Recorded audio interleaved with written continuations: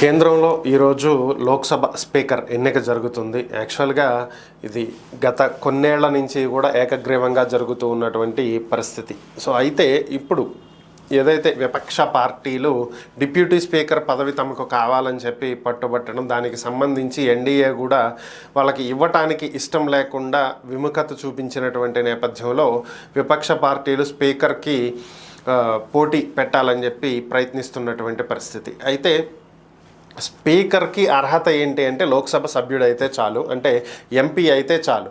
So ఇంకా వేరే ఏ అర్హతలు అవసరమైనటువంటి ఇదైతే ఏమీ లేదు.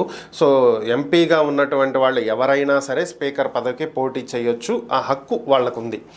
సో ఎన్డీఏ తరపున గతంలో లోక్సభ స్పీకర్గా పనిచేసినటువంటి ఓం బిర్లానే నించోబెట్టారు. ఇక విపక్ష పార్టీల తరపున అంటే ఎన్డీఏ కూటమి తరపున కేరళకు చెందినటువంటి ఎంపీ సురేష్ని నుంచోబెట్టడం జరిగింది. మరి ఇద్దరు వారి వారి బలాలను అయితే గట్టిగా పోగు చేసుకుంటున్నారు. అంటే ఎన్డీఏ కూటమిలో ఉన్నటువంటి మిత్రపక్షాల ఎంపీలందరూ వారికే ఓటేసేలాగా బీజేపీ ప్రయత్నాలు చేస్తుంది.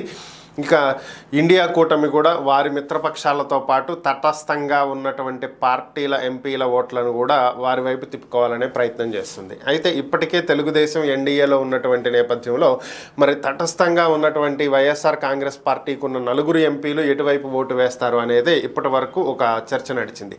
నిన్న సాయంత్రం ఉన్నటువంటి ఇన్ఫర్మేషన్ ప్రకారం వీళ్ళు కాంగ్రెస్కి మద్దతు ఇవ్వబోతున్నారు, జగన్మోహన్ రెడ్డి ఆదేశాలు ఇచ్చారనేటువంటి కొన్ని వార్తలు సోషల్ మీడియాలో వచ్చాయి. అయితే దీన్ని తోసిపుచ్చుతూ మోదీ జగన్కు ఫోన్ చేశారని, ఈ కారణం చేత జగన్మోహన్ రెడ్డి తమ 4 ఎంపీలను కూడా ఎన్డీఏ కూటమికి అంటే బీజేపీ అభ్యర్థికి సపోర్ట్ చేయాల్సిందిగా ఆదేశాలు ఇచ్చారనేది ప్రస్తుతం కొత్తగా ఉన్నటువంటి సమాచారం.